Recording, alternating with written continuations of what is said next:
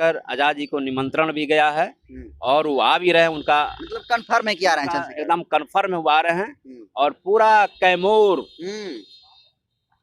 आपका, उसके नियरेस्ट जिला आपका बक्सर, रोहतास जिला पूरी तरह से तैयार है। नहीं चंद्रशेखर सुनने के लिए लाखों की संख्या हम लोग जुटेंगे और भाई चंद्रशेखर जी को सुनेंगे। और पूरे बहुजन समाज बिहार के लोग ये मन बना लिया है कि भाई चंद्रशेखर जी के नेतृत्व में बिहार बदलेगा। हमारे भीम आर्मी आजाद समाज पार्टी के जवाज सिपाही हम लोग खुद तैनात है कि सारा प्रशासन एक तरफ, हम लोग जो चंद्रशेखर भाई के सुरक्षा में हम लोग काफी हैं। और ऐसे भी पूरे सरकार को महकमा में हम लोग एप्लीकेशन भी दे दिए हैं और मैं खुद जा भी रहा हूं वहां पर और पूरे जायजा लूंगा। और वहां पर जो है भाई चंद्रशेखर जी को कोई प्रॉब्लम नहीं है। वहां पर एक नया इतिहास रचा जाएगा। दोस्तों, भीम आर्मी के चीफ और नगीना के सांसद चंद्रशेखर आजाद मथुरा के जिस तरीके से करनवाल में पहुंचते हैं और जिस तरीके से उनके काफिले पर हमला होता है, और अब चंद्रशेखर आजाद के काफिले पर हमला होने के बाद चंद्रशेखर आजाद बिहार में दोस्तों आने वाले हैं। आपको बता दूं दोस्तों कि बिहार में चंद्रशेखर आजाद का आगमन होने जा रहा है। चंद्रशेखर आजाद कब आएंगे, क्या कुछ अपडेट है, हमारे साथ इस मुद्दे पर बातचीत करने के लिए आजाद समाज पार्टी के बिहार के सह प्रदेश प्रभारी हैं पीके आजाद जी। पहले तो स्वागत है सर। आपको भी बहुत बहुत धन्यवाद और सभी दर्शकों को मेरे तरफ से, आपके चैनल के सभी दर्शकों को मेरे तरफ से जय भीम, जय भारत, जय संविधान। चंद्रशेखर आजाद बिहार आ रहे हैं क्या सर? हमारे नेता आजाद समाज पार्टी भीम आर्मी के चीफ आदरणीय भाई चंद्रशेखर आजाद जी बिहार के धरती पर आ रहे हैं। वो भी बिहार के धरती जो है, बिहार जिला का कैमूर जो जिला है, वहाँ एक कुरारी धाम है जो रविदासों का बहुत बड़ा गढ़ है। कम से कम 20 से 30 हजार, 40 हजार, 50 हजार की संख्या में रविदास समाज के लोग जुटते हैं और संत रविदास की पूजा अर्चना करते हैं, जयंतियाँ मनाते हैं। उसी में भाई चंद्रशेखर आजाद जी को निमंत्रण भी गया है और वो आ भी रहे हैं। उनका मतलब कंफर्म है कि आ रहे हैं चंद्रशेखर? एकदम कंफर्म है, वो आ रहे हैं। और पूरा कैमूर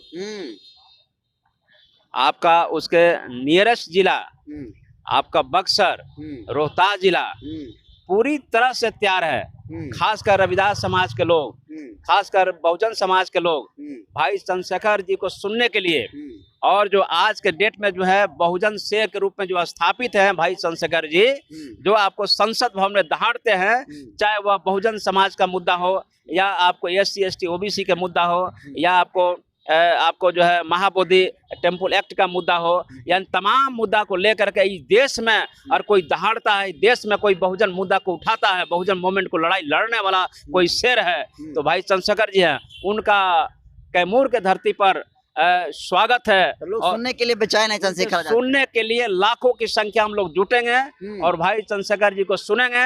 और पूरे बहुजन समाज बिहार के लोग ये मन बना लिया है कि भाई चंद्रशेखर जी के नेतृत्व में बिहार बदलेगा और बिहार में जो दलित मोमेंट, जो बहुजन मोमेंट है, वो आगे बढ़ेगा। और चंद्रशेखर जी जो यहाँ पर आ रहे हैं वो पूरे के पूरे बहुजन समाज, खासकर कैमूर जिला, उनको सुनने के लिए बेताब है कि भाई चंद्रशेखर जी आएंगे, उनका दिशा निर्देश होगा और उनके दिशा पर जनता वह काम करेगी। चंद्रशेखर आजाद के ऊपर जिस तरीके से मथुरा में हमला हुआ है, उसके बाद ये संभावना जहाँ कहीं भी बन रही है कि चंद्रशेखर आजाद जा रहे हैं तो हमला होने की पूरी संभावना बन रही है। क्या कुछ सुरक्षा के इंतजाम वहाँ पर किए जा रहे हैं?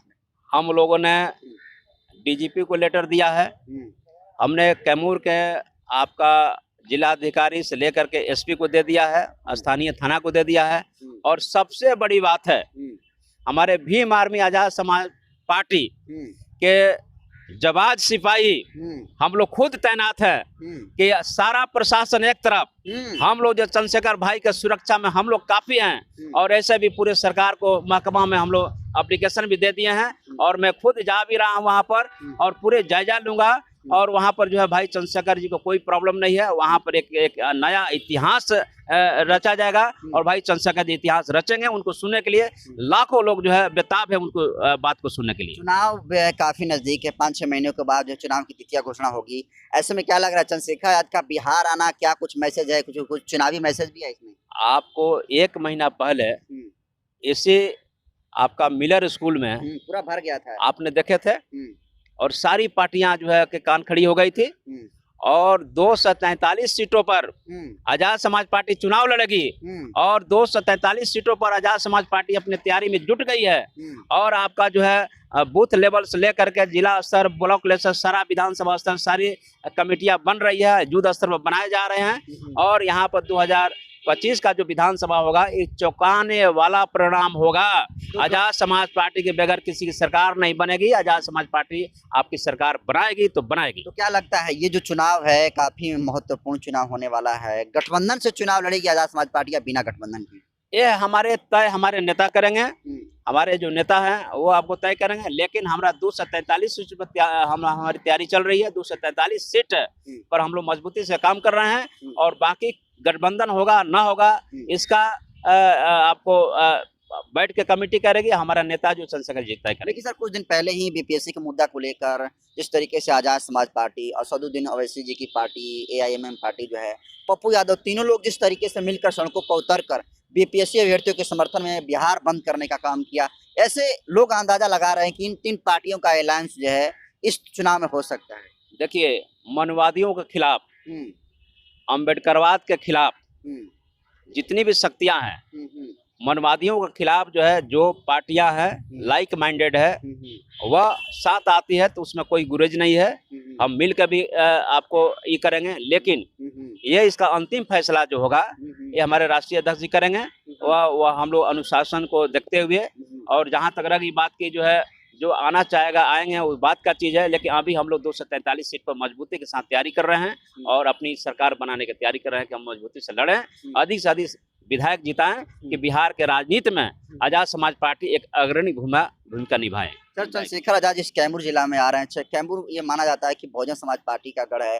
अभी आपने देखा कि उपचुनाव में किस तरीके से जो बहुजन समाज पार्टी के प्रत्याशी सतीश यादव और पिंटू यादव जो थे, महज कम वोटों से उनकी हार हो गई। तो क्या लगता है बीएसपी के गढ़ में आ रहे हैं चंद्रशेखर आजाद? देखिए, एक चीज बताना चाहते हैं आपको, बहुजन समाज पार्टी के जो अंदर का स्ट्रक्चर है, सासाराम लोकसभा है।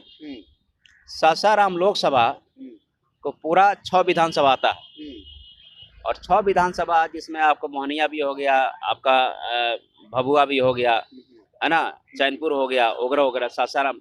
तो मेरा ये कहना है कि सासाराम 6 लोकसभा है तो चमारों की संख्या जो है अगर जोड़ दिया जाए तो 3-3.5 लाख से कम नहीं है। टोटल का टोटल चमार ही वोट दे दे तो सांसद बन जाएगा। लेकिन जब बहुजन समाज पार्टी एक चमार कैंडिडेट को टिकट देती है, जैसे संतोष जी पिछले बार लड़े थे, तो आप बताइए, चमार तो यादव को नेता बना देता है, चमार तो कुर्मी को नेता बना देता है, चमार तो अन्य लोगों को नेता बना देता है, राजपूतों को बना देता है, ब्राह्मणों को बना देता है। लेकिन जब सासाराम लोकसभा में जहाँ बीएसपी का गढ़ माना जाता है, जब चमार खड़ा होता है तो आपको यादव, कोरी, कहार क्यों नहीं वोट देता है? आप बार बार कह रहे हैं कि पिंटू यादव, हमको पिंटू यादव से कोई गुरेज नहीं है, किसी से गुरेज नहीं है। लेकिन ये बता रहे हैं कि हम लोग आजाद समाज पार्टी ये प्रण किया है कि बिहार में दलित मूवमेंट को उभारेंगे, दलित लीडरशिप को उभारेंगे। हम अभी तक जो है, चाहे वो चमार जाति के लोग हो, चाहे आपको दुसाध, धोबी, पासी, मुसरिया, तथाकथित खासकर चमार जाति जो है यहाँ पर बिहार में, दलित जाति जो है, वो देखते हैं कि नेता दूसरों को बना देता है, अपने लिए नहीं बनता है। लेकिन ये 2025 का जो चुनाव होगा, आपको दलित मूवमेंट को, दलित नेतृत्व को उभारने के लिए लड़ाई होगी और इसके लिए हम लोग काम करेंगे। और चुनाव नजदीक, ऐसे में बहुत सारे लोग सवाल ये खड़ा कर रहे हैं कि जिस तरीके से बीएसपी का ग्राफ गिर रहा है, जिस तरह चंद्रशेखर आजाद चुनाव लड़ रहे हैं, उनकी भी पार्टी जो है महज कम वोटे से जितने से रह जा रही है। ऐसे में लोग कह रहे हैं कि बीएसपी और एएसपी का अलायंस अगर हो जाए तो पूरे देश में क्रांति आ जाएगी। हमारे नेता चंद्रशेखर जी तो तैयार हैं। कई बार जो है उन्होंने प्रयास किया बहन जी से मिलने के लिए। अब बहन जी जो है कभी कुछ बोलती हैं, कभी कुछ बोलती हैं, या उनका नेता लोग बोलते हैं। बहन जी ना भी बोले तो नेता लोग बोलते हैं। हमारे तो नेता जो है चंद्रशेखर जी बहन जी से मिलने के लिए बेताब हैं। बहन जी बुला लें, बात कर लें, फोन भी लगा देते हैं, स्टूडियो फोन भी लगा देते हैं। तो हमारे नेता में कोई कमी नहीं है। और अगर बहन जी अगर चंद्रशेखर जी को उत्तराधिकारी बना देती हैं, आगे बढ़ा देती हैं, तो हमें कहाँ प्रॉब्लम है? कोई प्रॉब्लम नहीं है। उत्तराधिकारी का आप इतना बड़ा सपना देख लिए हैं। उत्तराधिकारी का मतलब होता है कि आप बताइए उत्तराधिकारी कौन होता है? जो सबसे बड़ा काम करता है। तो आप बताइए, बाबा साहब डॉक्टर अम्बेडकर के बाद सेकंड अम्बेडकर किसको मानते हैं? मानवर कांसी राम साहब को मानते हैं ना। अब मानवर कांसीराम साहब के बाद है आपको सबसे बड़ा लीडर किसको मानते हैं? बहन कुमारी मायावती हैं। अब बहन कुमारी मायावती के बाद आप किसको मानते हैं? आप बताइए ईमानदारी से। चंद्रशेखर आजाद ही सबसे ज्यादा लड़ रहे हैं। तो चंद्रशेखर आजाद तो उत्तराधिकारी का मतलब कि आपके धन संपत्ति का नहीं। अगर अंबेडकर विचारों का उत्तराधिकारी जैसे मान लिया कि बुद्ध विश्व शांति का प्रति गौतम बुद्ध है, तो बुद्ध के उत्तराधिकारी कौन बने? सम्राट अशोक बने विचारों का।